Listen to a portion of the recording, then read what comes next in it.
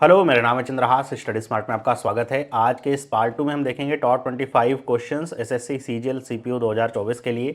तो ये जो क्वेश्चंस हैं आपके पिछले एग्जाम्स में पूछे गए हैं, बढ़िया क्वेश्चंस हैं। और इसमें कुछ क्वेश्चंस तो ऐसे हैं जो अगर कैलकुलेशन आप करने जाएंगे तो बहुत समय लगेगा, लेकिन उनको कैसे करना है वो भी मैं आपको इस वीडियो में बताता चलूँगा। तो चलिए स्टार्ट करते हैं। मिसलेनियस क्वेश्चंस होंगे ताकि आपको हर एक टॉपिक का आइडिया लगता रहे। पहला क्वेश्चन आपके सामने लिखा हुआ है कि दो रनर हैं, सोनिया एंड मोनी, जो कि एक सर्कुलर ट्रैक पे जिसकी लेंथ 200 मीटर की है, वो 18 और 24 किलोमीटर रिस्पेक्टिवली से रन करते हैं। लिखा हुआ है कि इन द सेम डायरेक्शन, मतलब ऐसा सर्कुलर ट्रैक है, 200 मीटर लेंथ है, दोनों ऐसे सेम डायरेक्शन में रन कर रहे हैं, दोनों की स्पीड अलग अलग है। लिखा है कितने समय के बाद, मान लीजिए यहाँ से उन्होंने स्टार्ट किया तो वो दोबारा मिलेंगे एट द स्टार्टिंग पॉइंट, कि ये दोबारा स्टार्टिंग पॉइंट पे ही कितने समय के बाद मिलने वाले हैं। तो चलिए देखते हैं इसे कैसे करना है। समझ तो आई है आपको। इसको करने के दो तरीके हैं। पहला तरीका क्या है कि आपको जब पता है कि दोनों की डायरेक्शन सेम है तो आप क्या लगाएंगे, रिलेटिव स्पीड का कॉन्सेप्ट, मतलब S1 माइनस S2 या S1 डिफरेंस S2 जो भी कह लीजिए। तो आप क्या करेंगे, 24 में से 18 घटा दीजिए, कितना जाएगा 6। अब ये ध्यान रखिए कि आपको जो ऑप्शन दिए गए हैं सेकंड में दिया गया है, और यहाँ पे ये जो आ रहा है किलोमीटर प्रति घंटा में है, तो हम इसे मीटर पर सेकंड में कन्वर्ट करेंगे तो 5/18 से गुणा करेंगे तो कितना जाएगा, 5/3 मीटर पर सेकंड। तो ये आ गई इनकी इफेक्टिव स्पीड। अब आपको पता है कि पूरा सर्कुलर ट्रैक कितने का है, 200 मीटर का है, तो स्टार्टिंग पॉइंट पे ही मिलना है, मतलब वो 200 मीटर का ऐसा वो रास्ता तय करते रहेंगे। तो हमको ये देखना है कि पहली बार कब मिलेंगे। तो वही है कि इनके बीच की जो दूरी है वो पूरी खत्म हो जाएगी, तब ये पहली बार मिलेंगे। तो आप क्या करेंगे, इसे जो दूरी है 200 मीटर उसको 5/3, मतलब जो स्पीड है, टाइम बराबर क्या होगा, डिस्टेंस अपॉन में स्पीड, तो 5/3 करेंगे, 3 ऊपर चला जाएगा, 5 चौके 20 और 40 गुणे में 3 कितना हो जाएगा, 120 सेकेंड। इतने में ये पहुंच जाएगा। बी ऑल ऑप्शन इसका करेक्ट है। दूसरा तरीका इसका एलसीएम लेकर के आप कर सकते हैं, है ना। कैसे करेंगे, अब यहाँ पे ध्यान रखना है कि एलसीएम जब आप लें तो आपको एलसीएम लेना किसका होगा, अगर टाइम पूछा गया तो टाइम का लेना होगा।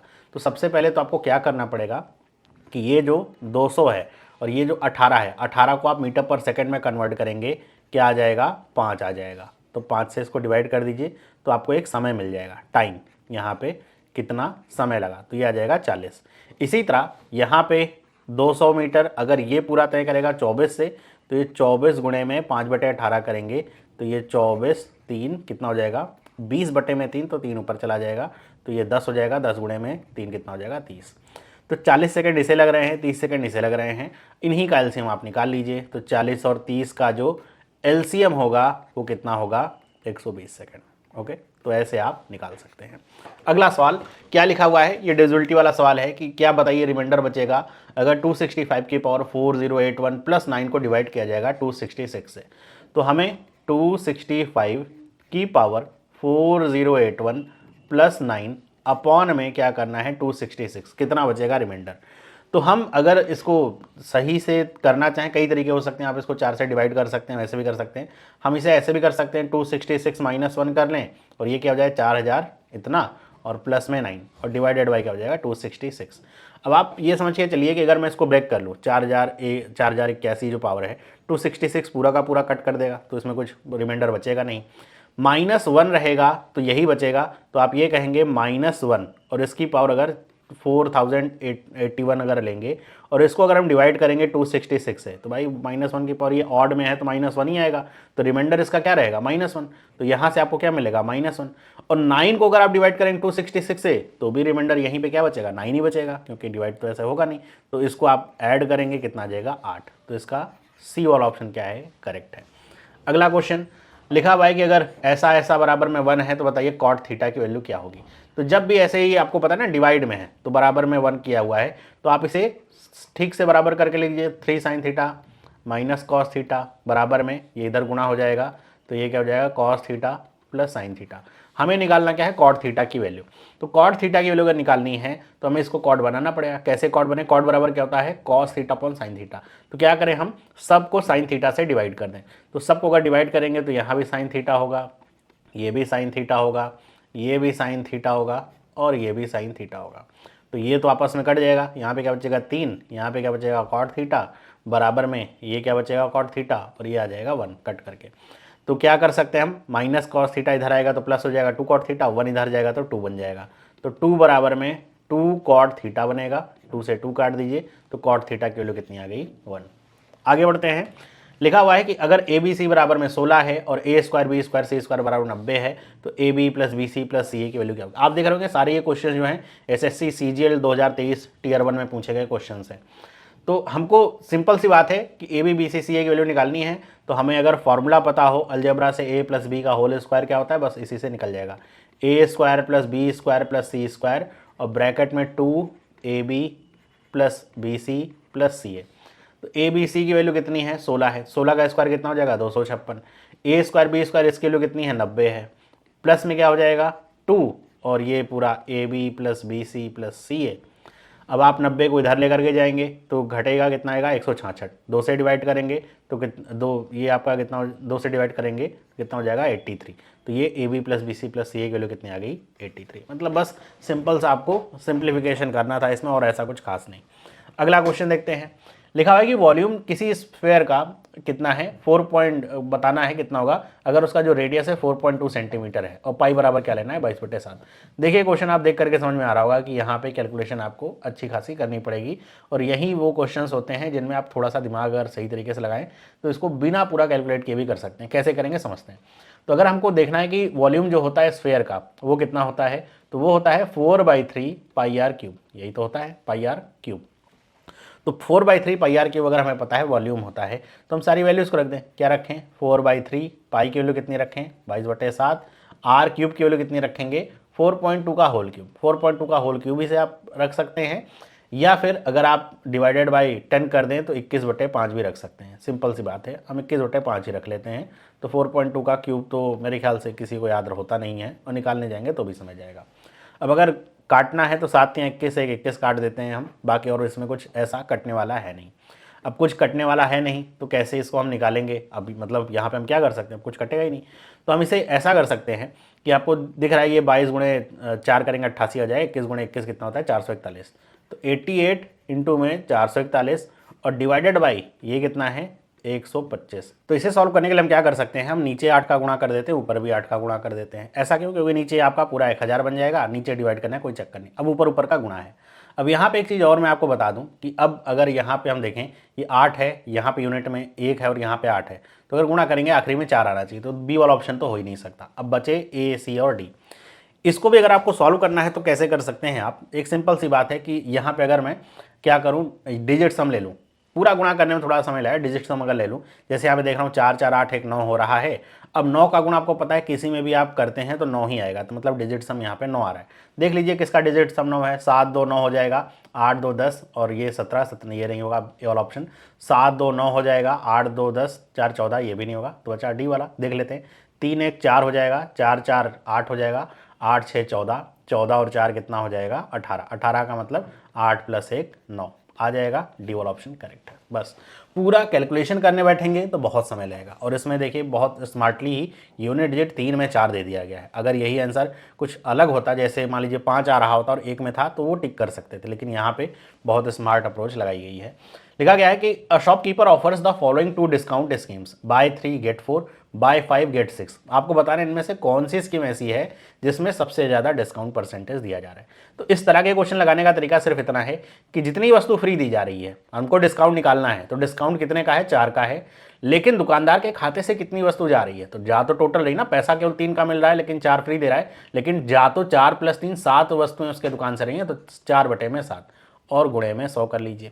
तो 4/7 अगर आप करेंगे तो ये वैल्यू आपको 4/7 की वैल्यू कितनी हो जाएगी, तो 7 बचे 35 और फिर कितना बचेगा 5 बचेगा, तो 7 7 49 57 के आसपास वैल्यू मिलेगी।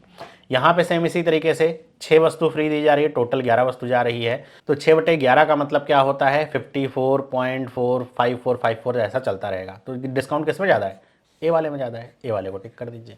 अगला सवाल लिखा हुआ है कि एक आदमी, एक लड़का और एक औरत किसी काम को 10 दिन 15 दिन और 30 दिन में खत्म कर लेते हैं। लिखा है कि how many days the work be finished by 1 man 1 women and 1 boy when all of them work together. आसान सा सवाल, बहुत आसान सवाल है। लिखा हुआ है कि एक आदमी अगर काम करे तो काम 10 दिन में ख़त्म होता है, एक औरत अगर करे अकेले तो 15 दिन में, और एक बच्चा अगर करे तो 30 दिन में। तो टोटल एलसीएम कितने का आ गया 30 का। तो आदमी का एक दिन के यूनिट का काम कितना हो गया 3, औरत का 2 और बच्चे का 1। अब आपको ये पता है कि इनके एक एक दिन का काम है, एक आदमी अगर करेगा 1 यूनिट का काम करेगा ऐसा। अब कह रहा है कि एक आदमी, एक औरत और एक बच्चा काम करे तो 30 यूनिट का काम कितने दिन में? 3 2 5 कितना हो गया? 6 यूनिट। अब सोचिए कितने का गुणा करेंगे कि 30 मिल जाए? 5 का गुणा करेंगे, 5 यूनिट। यहाँ पे ऑप्शन मेरे ख्याल से सही नहीं लिखे हुए हैं, इसका ऑप्शन मैं काट देता हूँ, ये ऑप्शन सही नहीं है। इसका सही जवाब क्या होगा? 5 डेज, 5 दिनों में काम खत्म हो जाएगा। अगला क्वेश्चन क्या लिखा हुआ है? लिखा हुआ है in the given figure P A B is a secant and P T is a tangent to the circle from P. If P T बराबर 8 सेंटीमीटर, पी ए बराबर 6 सेंटीमीटर, पी ए बी बराबर x centimetre, find the value of x। अच्छा, ये सवाल आपका सीधे circle का जो प्रॉपर्टी या थ्योरम्स होती है वहीं से आ रहा है। तो आपको ये दिख रहा है ये पी टी है, ये क्या है? टेंजेंट है इस पर, और ये सेकेंड है आपका। तो अब अगर यहाँ पे आप देखेंगे कि पी ए की वैल्यू आपको, मतलब यहाँ से लेकर के यहाँ तक की वैल्यू कितनी है? 6 है। ये क्या है? 8 है। यहाँ से लेकर के यहाँ तक की वैल्यू कितनी है? ये आपकी आ रही है x सेंटीमीटर, है ना। तो अब आपको ये समझ के रखना है कि इसमें जो फॉर्मूला या फिर सीधे कह सकते हैं रूल जो फॉलो होता है वो क्या होता है कि जो टेंजेंट होता है उसका स्क्वायर, मतलब पी टी का स्क्वायर किसके बराबर होगा? P A into P B. बहुत सारे बच्चे कन्फ्यूज जाते हैं, P A into A B कर देते हैं, P A into P B करना होता है, ये करना है। तो पी टी का स्क्वायर कितना है? 8 का स्क्वायर मतलब क्या हो जाएगा? 64। पी ए कितना है? 6 सेंटीमीटर। ये कितना है? x है। तो हम इसे क्या लिखेंगे? 6 प्लस एक्स। भाई यहाँ से यहाँ तक की दूरी 6 और यहाँ से यहाँ तक की x। अब इसको अगर हम चाहें तो गुणा कर लें, कितना हो जाएगा? 64 प्लस में 36 प्लस में 6x। अब इसको आप यहाँ पे घटा लें तो ये वैल्यू आपको कितनी मिलेगी? तो कितना हो जाएगा? 8 हो जाएगा और ये हो जाएगा 28 और बट्टे में क्या हो जाएगा? 6, x की वैल्यू।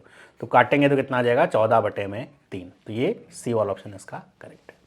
अगला सवाल लिखा हुआ है कि अब यहाँ पे दो आपके सामने ट्राइंगल्स हैं ए बी सी और एक्स वाई जेड, तो बना लेते हैं। ये आपका ट्राइंगल ए बी सी है, ए बी सी, और ये क्या है? एक्स वाई जेड है। अब इसमें ये कन्फ्यूज मत होइएगा कि सर एक्स वाई जेड में आपको कैसा पता चला एक्स यहाँ पे, कहीं भी ले लीजिए लेकिन एक लाइन से लीजिएगा, ऐसा मत लीजिएगा एक्स वाई जेड ऐसा ले लिया है फिर यहाँ पे आप लेकर के चलिए ए बी सी ऐसा ले लिया, दोनों सेम ही लीजिए। तो क्या कह रहा है कि जो एंगल सी है एंगल जेड है बराबर है, ये वाला एंगल और ये वाला एंगल क्या है? बराबर है। ए सी और एक्स जेड बराबर है, ये और ये क्या है? बराबर है। तो आपको ये बताना है कि कौन सी नेसेसरी कंडीशन होगी इनमें कि ये दोनों जो ट्राइंगल हैं वो क्या हो जाए? कॉन्ग्रुएंट हो जाए। तो कॉन्ग्रुएंसी की कंडीशन आपको बतानी है इनमें क्या होगी। तो सिंपल सी बात है, ऑप्शन इसमें लिखा नहीं है कि ए सी मतलब साइड, यहाँ पे क्या गया? एंगल, और अगली भी क्या होनी चाहिए? साइड। साइड एंगल साइड आपको पता है कॉन्ग्रुएंसी की आपकी कंडीशन होती है। तो क्या बराबर होना चाहिए? तो ये बराबर होना चाहिए बी सी बराबर में वाई जेड। ये इसका सही जवाब है। अगला क्वेश्चन लिखा हुआ है कि अगर साइन ए प्लस बी बराबर में 1 है और कॉस ए माइनस बी बराबर में 1/2 है तो बताइए ए की वैल्यू क्या होगी। तो आप a प्लस बी की वैल्यू 1 और a माइनस बी की वैल्यू 1/2। अब सिंपल सी बात है, आप ये सोचिए कि साइन की कौन सी वैल्यू 1 होती है? तो साइन 90 होता है। तो आप ये कह सकते हैं a प्लस बी की वैल्यू कितनी हो जाएगी? 90। भाई यहाँ पे आप साइन 90 लिख सकते हैं ना। अब मैं पूरा ऐसा नहीं लिख रहा हूँ कि साइन ऐसे लिखूँ साइन ए प्लस बी, फिर आप यहाँ पे लिख सकते हैं साइन 90, फिर आप कहीं कंपेयर कर रहे हैं, सेम वही चीज़ कर रहे हैं। तो वही हम कर रहे हैं। तो हमको क्या पता है कि a प्लस बी की वैल्यू कितनी आ जाएगी? 90 आ जाएगी। इसी तरह कॉस ए माइनस बी बराबर 1/2, 1/2 क्या होता है? 60 डिग्री कॉस में। तो हम ये कह सकते हैं ए माइनस बी की वैल्यू कितनी है? 60 डिग्री। इसको 2 जोड़ लीजिए, बी से बी कट जाएगा, कितना हो जाएगा? 150। तो ए की वैल्यू कितनी आ गई? 75 डिग्री। कौन सा ऑप्शन सही है? डी वाला। आगे बढ़ते हैं। लिखा गया दो कॉन्सेंट्रिक सर्कल्स हैं, रेडियाई 10 सेंटीमीटर 6 सेंटीमीटर। करेंगे find the length of the chord of the larger circle, कि आपको वो कॉर्ड का लेंथ बतानी है लार्जर सर्कल में, जीवा जो होगी, जो कि छोटे वाले सर्कल को टच करते हुए जा रही है। तो ऐसा एक और ऐसा एक, अब यहाँ पे इतना अच्छा कलाकारी नहीं बन रही है, ऐसा समझ लीजिए ऐसा सर्कल है। तो ये क्या है? 6 सेंटीमीटर है और ये कितना है? 10 सेंटीमीटर है, कुछ ऐसा समझिए। यहाँ से एक ऐसे जीवा जा रही है जो कि टच करते हुए जा रही है छोटे सर्कल को, इसी की लेंथ बतानी है। सिंपल सी चीज़ है, यहाँ से अगर मैं ऐसे लेंथ लूँगा तो ये कितना होगा? 6 सेंटीमीटर ही होगा, सिंपल सी बात है। और अगर मैं इसे ऐसे जोड़ दूंगा यहाँ से, तो आप देखिए यहाँ से यहाँ तक क्या है? 10 सेंटीमीटर है। मतलब जो हमने यहाँ पे त्रिज्या दी गई थी बस वही का प्रयोग किया है। और आपको पता है कि इस तरीके से जब भी हम टच करवाते हैं कॉर्ड पे तो ये क्या बनता है? 90 डिग्री बनता है। मतलब ये पता होना चाहिए, नहीं पता है तो हो जाए। तो अब आपको पता ही क्या बन गया? राइट एंगल ट्रायंगल बन गया। दूसरी बात कि जब भी ऐसा होता है तो ये इसको 2 बराबर भागों में भी बांटती है ना, तो बाइसेक्ट करती है। तो आपको क्या निकाल लेना है? यहाँ से लेकर के यहाँ तक की दूरी। मान लीजिए मैंने इसको ट्रायंगल ए बी और सी कह दिया, और जैसे डी कह दिया तो अगर आप BC निकाल लीजिए उसी का डबल कर दीजिए BD आ जाएगा। तो कैसे निकालेंगे, सिंपल सी बात है, ये 6 है ये 10 है, पाइथागोरियन ट्रिपलेट बन रहा है। पाइथागोरियन ट्रिपलेट क्या होगा, 8, 6 और 10 होता है। तो इसकी वैल्यू कितनी आ गई, 8 आ गई, इसकी वैल्यू कितनी आ जाएगी 8, 8 8 कितना हो गया 16, डी वाला आंसर सही है। अगला क्वेश्चन अब कह रहा है कि ये बताइए डिविजिबल बाई किससे होगा, आपको यहाँ पे नीचे ऑप्शन दिए गए हैं। तो इस तरह का सवाल है, आप क्या कर सकते हैं कि आप अगर देखें 6 की पावर 25 सब में कॉमन ले सकते हैं क्योंकि वो तो मिनिमम मिलेगा ही। क्या बचेगा, यहाँ पे 1 बचेगा, यहाँ पे क्या बचेगा 6 बचेगा, यहाँ पे 25 चला जाएगा, 6 की पावर 2 मतलब 36 और यहाँ पे 6 की पावर 3 मतलब 216। अब आपको ऐड कर लेना है तो 6 एक 7 हो जाएगा, 7 6 कितना हो जाएगा 43 हो जाएगा और 43 में अगर हम 16 जोड़ेंगे 259 बनेगा। तो क्या गया 6 की पावर 25 इंटू में 259। तो ये बताइए किससे डिविजिबल होगा, तो भाई 259 से डिविजिबल होगा, ए वाला ऑप्शन इसका करेक्ट है। अगला क्वेश्चन कह रहे कि 8 आदमी किसी काम को 45 दिन में करते हैं, 8 औरतें उसी सेम काम को 18 दिन में करती हैं, कितने दिन में 5 आदमी और 8 औरतें मिलकर के उस काम को कर लेंगे। बहुत आसान सा सवाल है, वर्क इक्वल करने वाला सवाल है कि 8 आदमी किसी काम को 45 दिन में करते हैं, मतलब ये आ गया टोटल वर्क, 8 औरतें उसी सेम काम को 18 दिन में करती हैं। 8 से 8 कट गया, 9 से काटेंगे 9 बचे 45 और 9 दूनी 18। तो अगर मैं मेन अपॉन वुमेन इफिशिएंसी निकालूंगा तो कितनी आ जाएगी 2/5, मतलब आदमी 2 यूनिट का काम करता है तो औरत 5 यूनिट का काम करती है। तो अब यहाँ पे अब मैं चाहे मैन की वैल्यू 2 रख दूँ यहाँ पे, चाहे वुमेन की वैल्यू 5 रख दूँ यहाँ पे, मुझे टोटल वर्क मिल जाएगा। यहाँ पे रख लेता हूँ, कितना हो जाएगा देखिए टोटल वर्क अगर निकालना है 8 गुणे में 5 गुणे में 18, 8 पंचे 40, 18 चौके 72, ये क्या आ गया 720, ये आ गया टोटल वर्क। हमें क्या कह रहा है कि 5 औरतें और 8 आदमी, तो नहीं 5 आदमी और 8 औरतें, 5 आदमी अगर लगेंगे और 8 औरतें लगेंगी तो कितने यूनिट का काम करेंगे। तो 5, अब यहाँ पे ऐसे लिख लेते हैं क्या, 5 2 रखेंगे, 5 दूनी 10 हो जाएगा, 8 पंचे 40 हो जाएगा, टोटल क्या आ गया 50 आ गया। इतने यूनिट का काम एक दिन में होगा, तो 720 यूनिट का काम कितने दिन में होगा, तो आप कैंसिलेशन कर लीजिए। यहाँ पे देखिए आंसर किस फॉर्म में दिया गया है, ऐसे ही दिया गया है। तो आपको पता है 14 पंचे 70 होता है, 14 सही 2/5 दिन, डी वाला जवाब करेक्ट है। अगला क्वेश्चन देखा, मार्क प्राइस एक मस्टर्ड ऑयल का कितना है, 25% ज़्यादा है उसकी कॉस्ट प्राइस से। At what percent less than the mark price should it be sold to have no profit no loss. वही सेम सवाल है कि मान लीजिए कि किसी मस्टर्ड का जो प्राइस है, मार्क प्राइस क्या है 25% ज़्यादा है, तो कह रहे हैं कि बताइए कि उसका जो कॉस्ट प्राइस हो, कॉस्ट प्राइस से ज़्यादा कितने पे बेचा जाए कि उसको कोई प्रॉफिट या लॉस ना हो। तो 25% का मतलब कितना होता है, तो ये होता है 5/4, है ना। कितने की कमी है, 1 की। अब आपको नो प्रॉफिट नो लॉस की कंडीशन लेनी है तो 1 और बटे में ऊपर वाली 1/5 ऐसा ले सकते हैं। अब अगर नहीं समझ में आ रहे तो इसको आप ऐसे समझ के चलिए, 100% है कोई कॉस्ट प्राइस, 125 रुपये मार्क प्राइस है, हमें कह रहा है कि हम कितने की कमी कर दें कि फिर से वो कॉस्ट प्राइस पे ही बेचा जाए, तभी नो प्रॉफिट नो लॉस होगा। तो कितने की कमी करेंगे, 25 की कमी करेंगे। किस पे करेंगे, 125 पे करेंगे।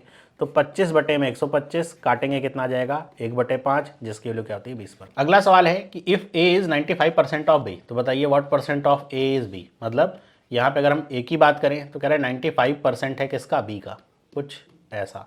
तो हम ये कह सकते हैं ए बाई बी की वैल्यू कितनी है, 95/100, काटें अगर 5 से तो 19/20।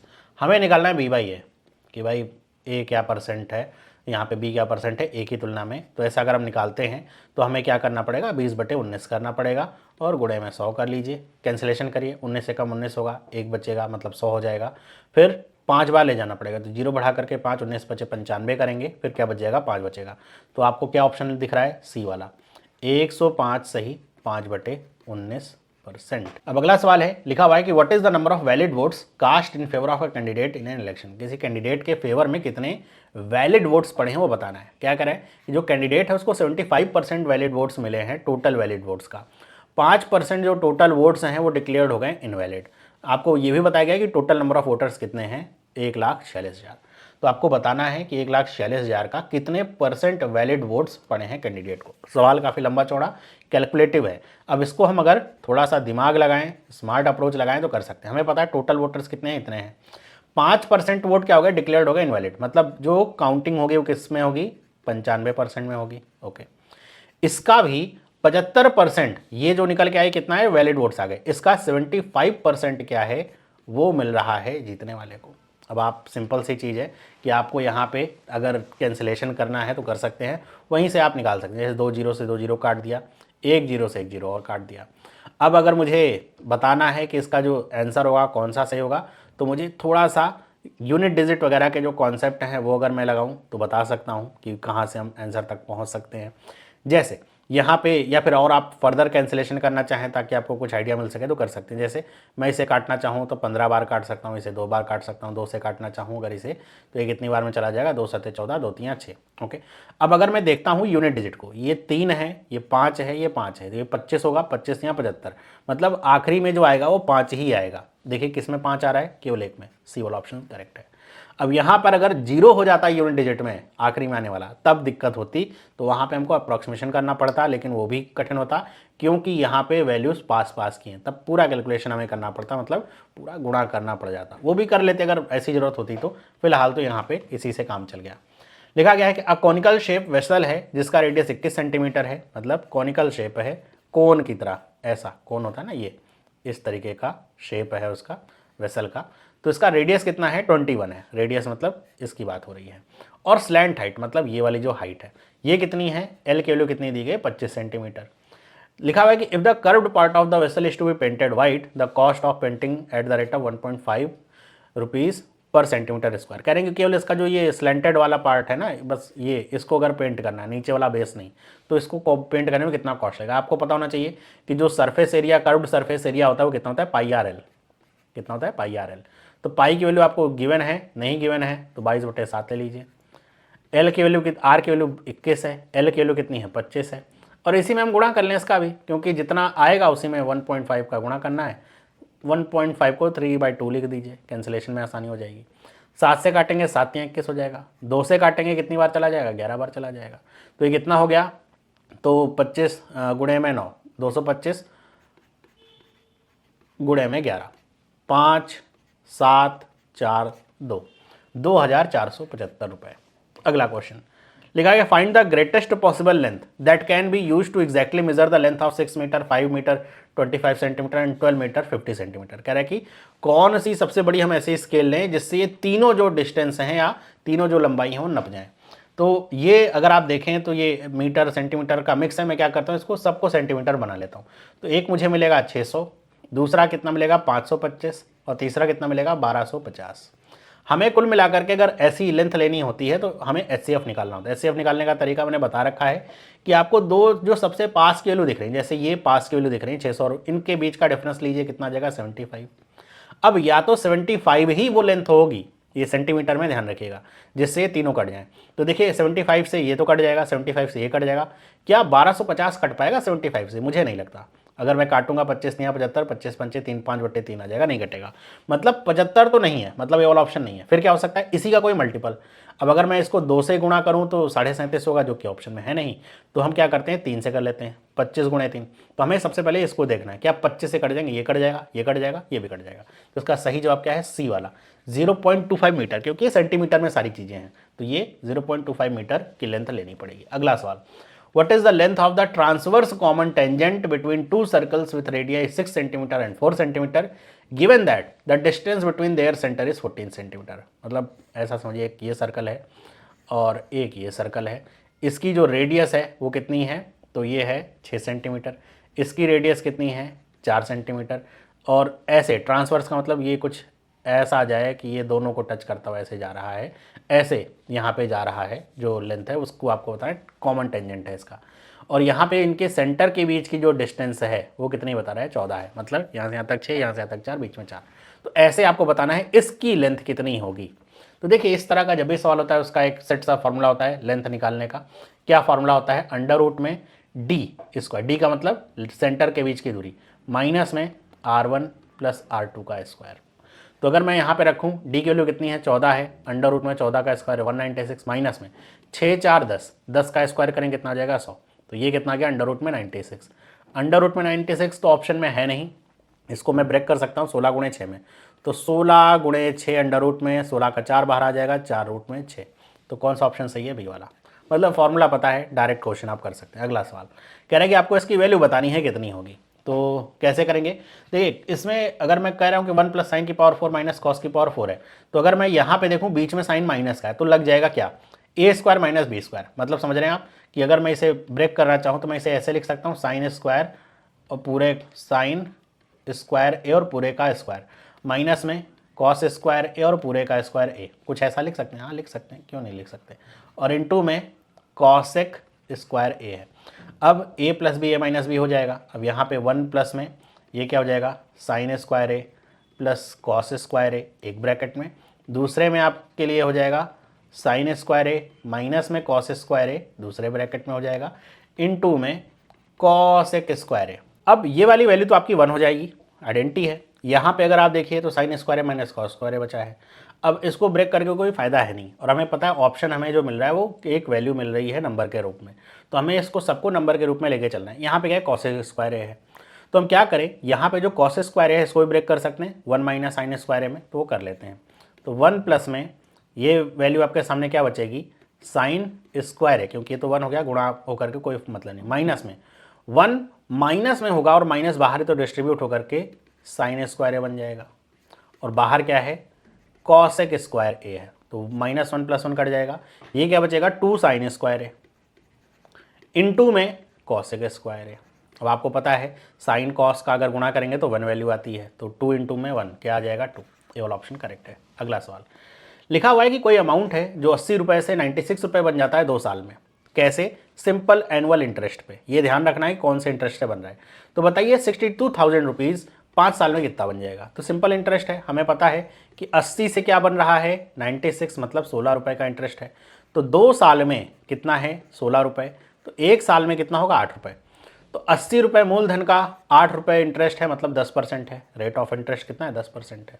हमें बताना है 5 साल में कितना हो जाएगा। तो 5 साल का मतलब क्या हो जाएगा, अगर हम बात करें R इंटू टी करें तो कितना हो जाएगा 50% हो जाएगा ना, 10 गुणे 5 50%।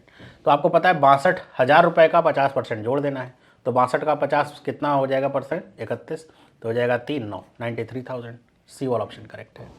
अगला क्वेश्चन लिखा गया है कि अगर A प्रोपोर्शनल है B के और B इनवर्सली प्रोपोर्शनल है C के और C प्रोपोर्शनल है D के, तो बताइए A और D के बीच क्या रिलेशन है। आसान सा, बहुत आसान है, दिखने में केवल ऐसा कठिन सा लगता है।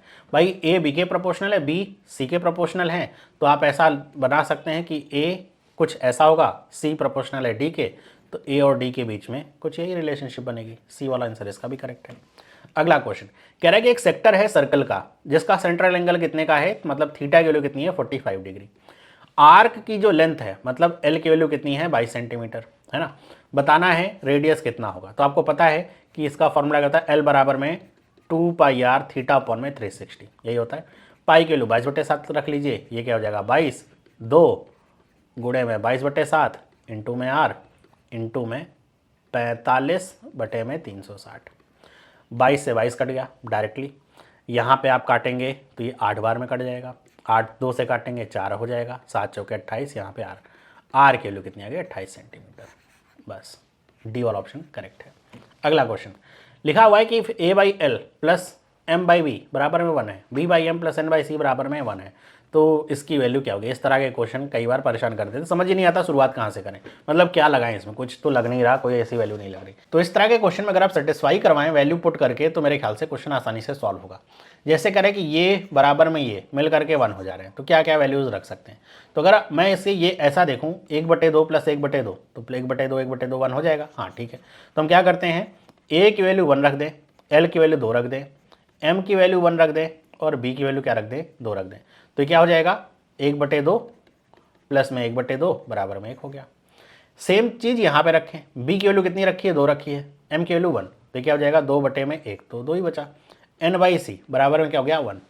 हमें जो वैल्यू निकालनी है l/e और c/n निकालनी है, तो हमें n/c की वैल्यू अगर मिल जाए वो कितनी हो जाएगी 1 माइनस में 2, कितना हो गया n/c की वैल्यू माइनस में 1, तो c/n करेंगे तो भी -1 आएगा। a/l की वैल्यू हमें पता है 1/2 है, तो l/a की वैल्यू कितनी हो जाएगी 2 हो जाएगी। भाई l ऊपर चला जाएगा तो क्या हो जाएगा 2, और c/n की वैल्यू भी क्या -1 बराबर में 1 आ गया। तो इसका सही जवाब क्या है डी वाला, खत्म। आखिरी सवाल मैं देता हूं आपको होमवर्क के लिए, आपको बताना है इसका सही जवाब क्या होगा। कमेंट करके मुझे बताइएगा, अगर सवाल लग जाए तो, नहीं तो अगली क्लास में आपको बता ही दूंगा। और आपको ये वीडियो कैसा लगा, इसकी जो PDF है वो अगर आपको चाहिए तो आप टेलीग्राम ग्रुप को ज्वाइन कर लीजिए, टेलीग्राम चैनल को ज्वाइन कर लीजिए। टेलीग्राम चैनल का जो लिंक है वो आपको डिस्क्रिप्शन बॉक्स और कमेंट में दे दूंगा, वहाँ से आप ज्वाइन कर सकते हैं। वहाँ से इसका PDF आपको मिल जाएगा आंसर के साथ में, तो आपको कभी किसी क्वेश्चन में दिक्कत हो तो आप वहाँ से रिवाइज कर सकते हैं और अपनी प्रैक्टिस के लिए भी रख सकते हैं। बाकी वीडियो अगर अच्छा लगा है तो वीडियो को लाइक करिए। इस तरह के और जो पार्ट आने वाले हैं उनके लिए चैनल को सब्सक्राइब जरूर कर लीजिए। मिलते हैं अगली वीडियो में, सभी लोगों को बाय।